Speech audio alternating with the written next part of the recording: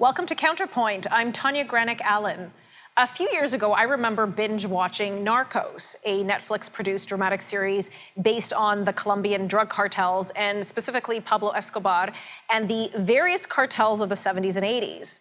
The series gave me some idea of how the Colombian drug trade gave rise to a plethora of crime, including money laundering, prostitution, gambling, and straight-up murder. And of course, we hear in the media about the Mexican drug cartels, still very much active, still knee-deep in murder, kidnapping, and other nefarious activity. But nothing like that could ever come to Canada's shore, right?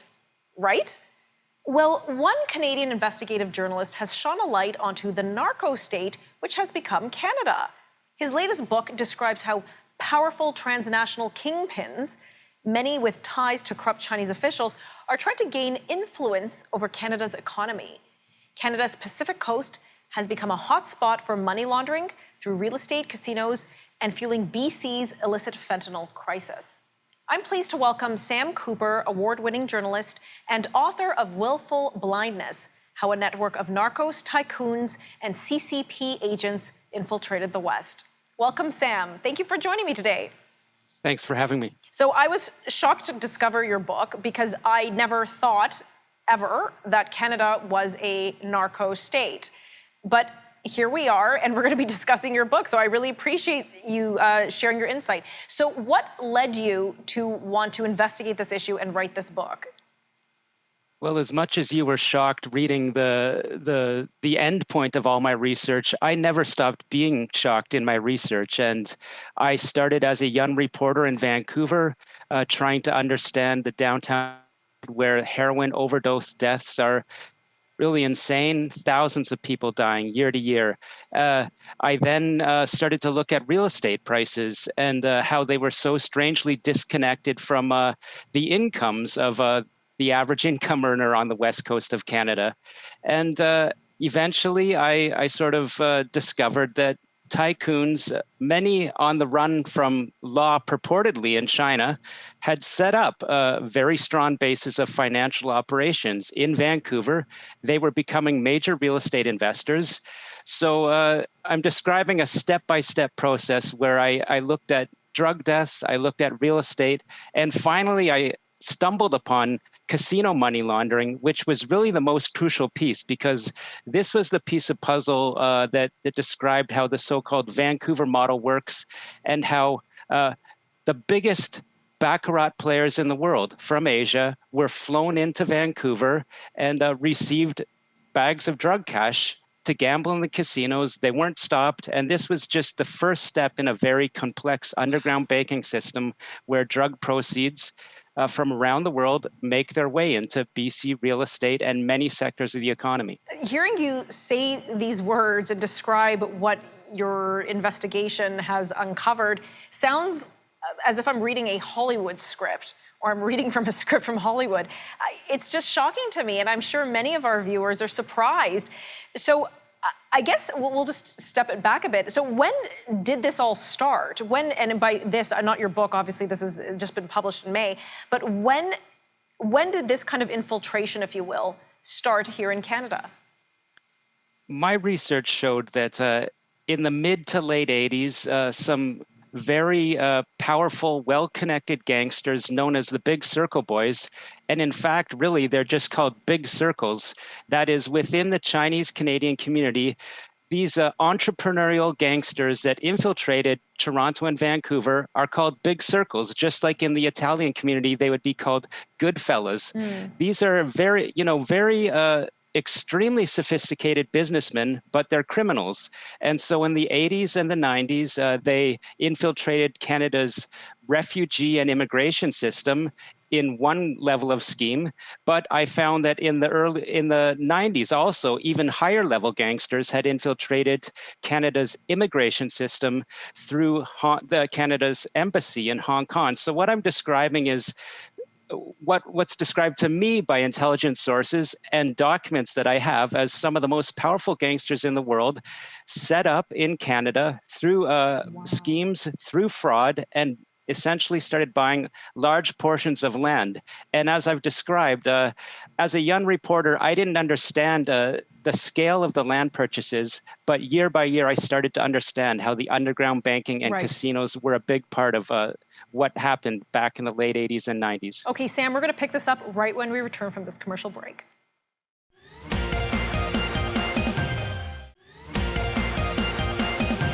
These, nefarious actors infiltrated Canada. You said through the immigration and sometimes the refugee program. How's that possible?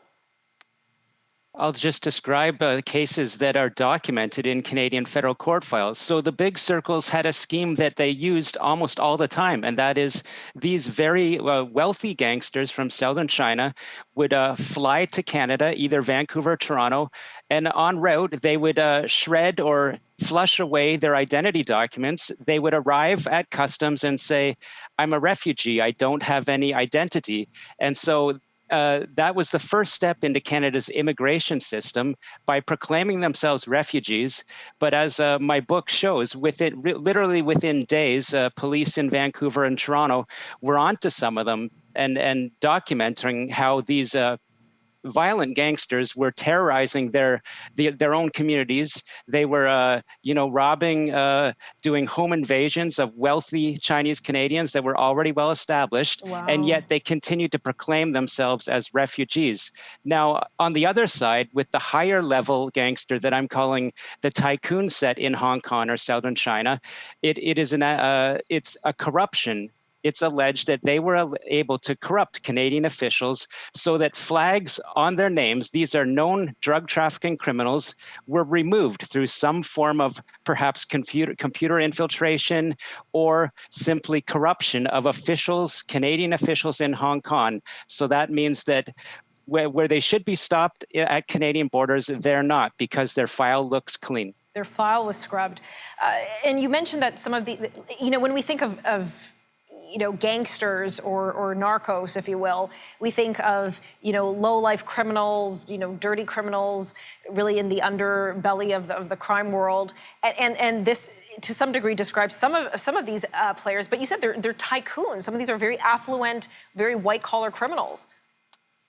The interesting thing that I have found, I believe, and I think perhaps in the most clearest form yet shown to Canadian readers, is that Asian organized crime deserves to be put on a pedestal. That is, it is the most sophisticated corporate-like network of criminality that does touch into what looks like legitimate business. And this is coming from sources, law enforcement sources within the Chinese Canadian community. They say it is so fluid, it looks so legitimate, it's so corporate, and it's the #1 criminal threat in Canada. That is, these gangs that are based and in fact protected in China have infiltrated professional networks to the point where they have lawyers, accountants, politicians working for them. You also reference, obviously in your book, but also in the previous segment, about the heightened state of the Vancouver real estate market, how the activities of some of these tycoons, if you will, have really driven the prices of real estate in Vancouver. It's the most expensive jurisdiction in the country. Can you explain how that happens? I can. Underground banking, I like to say it's incredibly complex, but the idea is simple. You have drug banks in East Asia that are run by criminals, and you have a family member who's part of that drug dealing cartel in Richmond, BC, or Markham, Ontario. And so there's immense wealth in China that is trying to get away from the Chinese Communist Party in some ways. Everyone knows we have a 50,000 capital export barrier in China, but the way to get your money out, whether you're a gangster, just an honest family man, or a loan shark or a corrupt official, is you can get the money out using that drug bank in China and getting a payout in Canada. And of course, the casinos have to be a very important part of that, because when you're putting $500,000 into a gangster's bank account in China, you're getting $500,000 in drug cash in Richmond. You need to essentially launder it, and the casino helps you take that first step to launder it by not turning that obviously dirty money away. Right, and in a sense, then people invest in the real estate, and then normal, ordinary Canadians, Chinese Canadians, any Canadians, houses become so unaffordable because it's being washed with dirty money. What my research showed was this underground banking has become part of Vancouver's economy through decades. This is how we can see certain streets. You will see a home that it might have been bought for $2 million. It's laundered through loan sharks, and the very same people that are doing casino money laundering are lending out cash to home buyers that have already laundered their chips in a casino and got a casino check so they can deposit, get a bank draft, get their mortgage, and launder more money. So you have a $2 million mansion turning into a $10 million mansion within a few years. This drives prices. So people often ask me, can you put a figure on how much this has impacted prices? It's difficult to quantify it exactly, but I can say we're talking tens of billions to hundreds of billions of drug money has been laundered in Vancouver.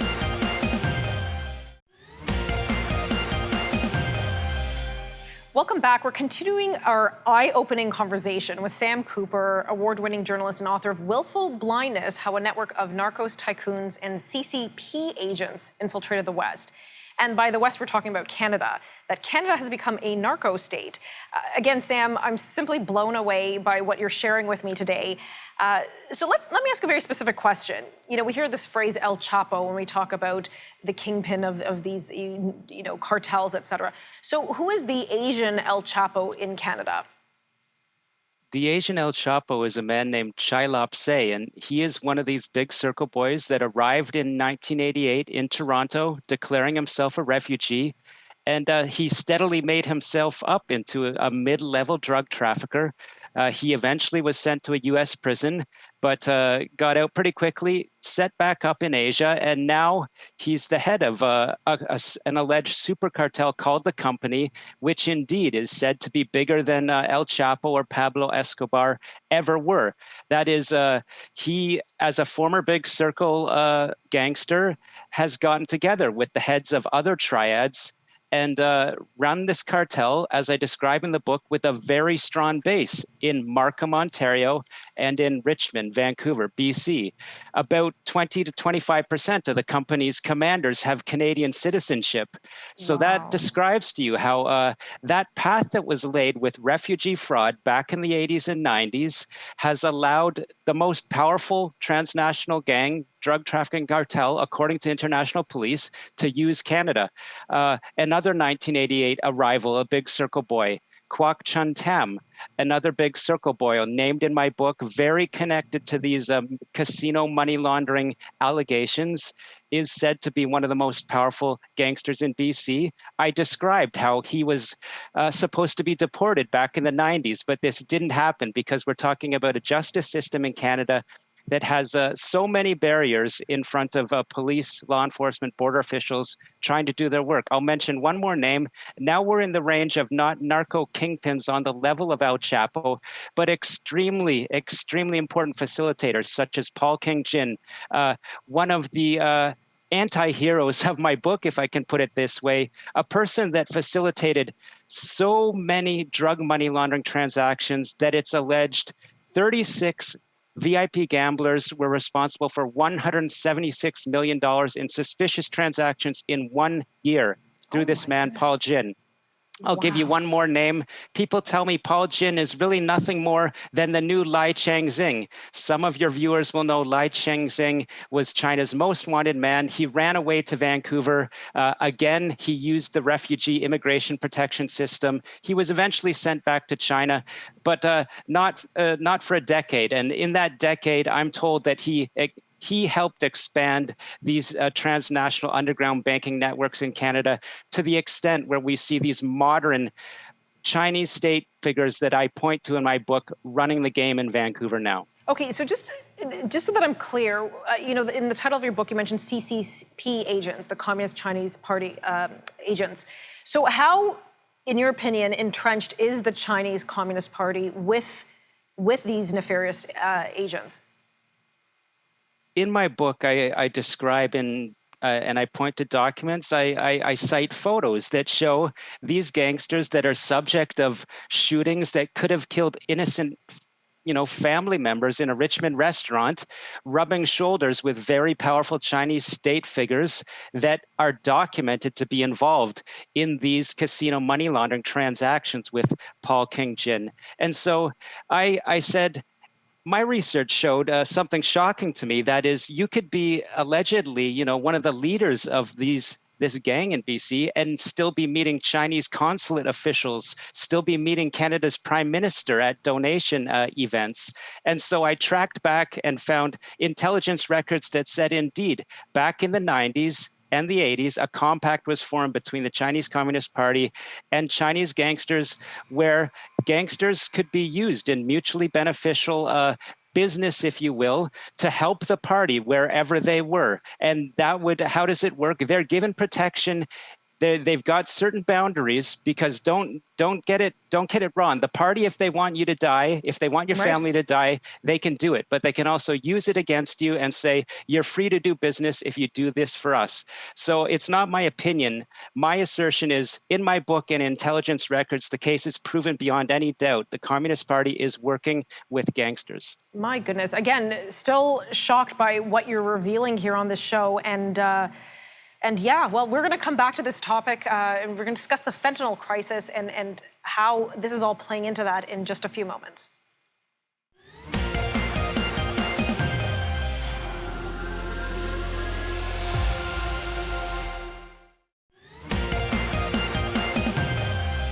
Welcome back. We're wrapping up our discussion with Sam Cooper, author and journalist of Willful Blindness. Sam, we know that Vancouver has a crisis, a fentanyl crisis. In fact, I interviewed the chief coroner of British Columbia just last December on how even COVID has exacerbated things, and the crisis is just almost out of control.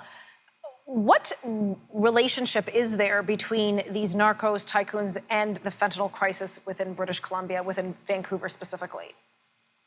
Well, the relationship is, again, proven beyond any doubt. My book demonstrated and showed how not some of, the largest whale baccarat gamblers that were flown in from mainland China and set up in BC became some of the most aggressive real estate buyers, developers, some people that may be a little further removed from direct fentanyl importing, nevertheless are involved in these casino money laundering or borrowing networks. These are some of the biggest developers on Canada's West Coast. And so I'll just hammer this point. Biggest gamblers in BC casinos, known fentanyl importers. No one stopped them. That's how directly fentanyl's overdose crisis in BC is connected to dereliction of duty by BC's government, because this was known, it was not stopped. I'll say it one more time. The biggest gambler in BC casinos at a certain point, I have the records, is a known fentanyl precursor importer. His transactions are not stopped. BC's government was warned over and again. This is known drug money laundering in this Vancouver model, and they didn't stop it. And this is what you term as institutional negligence, that the institutions themselves are negligent because they're not holding persons like this one to account. They're not holding them to justice. How can we make this better? Well, I would rely on I quoted a man named Calvin Krusty, a former high-level anti-gang unit officer. I quoted him in the afterword of my book because he testified in the BC Anti-Money Laundering Commission. And he said, again, this drug trafficking or suspected drug money in BC casinos was known. I and others were concerned this risks the integrity of our financial systems, that this known drug money laundering is flooding casinos, it's flooding real estate, and no one stopped it. So this is a corruption concern.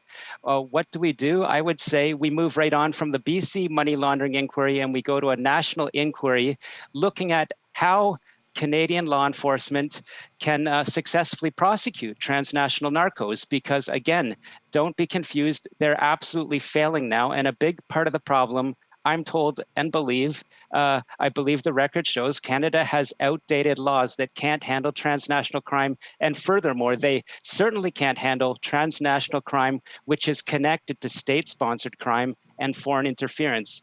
Canada, compared to Australia or United States, Right. is really defenseless right now against this extremely sophisticated and dangerous crime model. But is there a will? What happens when a whistleblower steps forward? Are they taken seriously? Are there concerns brought to light? You mentioned one such officer. What happens to whistleblowers? In my book, I'm sad to say the record of the career longevity record of whistleblowers is not great. Some people, they blew the whistle and they couldn't take it anymore, and they're not, they lost their jobs. Their families had to relocate. It had an extreme impact on their lives. Some people were able to hold out a little longer, and now they're in private sort of consulting jobs. They're doing their best to point to these issues I'm talking about, but the will is not there. I think my book is a demonstration that there's still a controversy surrounding my findings, but I challenge anyone to test the veracity of the findings. And again, let's put it up there in a national inquiry. Okay. If I'm called to testify, I will. Change needs to happen. Okay, in the 20 seconds we have left, you've named some names. You've written a very explosive book. Do you have private security? You probably need some. I just put it this way. My hero is a reporter named Kim Bolin in the Vancouver Sun, the best crime reporter. She could call the Vancouver police if she had any problems on the gangsters she was reporting on, and people should not be confused. If I have any problems, I've got people that will be able to help me. Okay, Sam, thank you so much for sharing your findings and for publishing and writing this book. It's fascinating. Once again, it's Sam Cooper, Willful Blindness, How a Network of Narcos, Tycoons, and CCP Agents Infiltrated the West. Thank you for joining me. Thank you. Sometimes you have an interview or you covered a topic and you're just left speechless. This is simply one such interview. For Counterpoint, I'm Tanya Granick-Allen.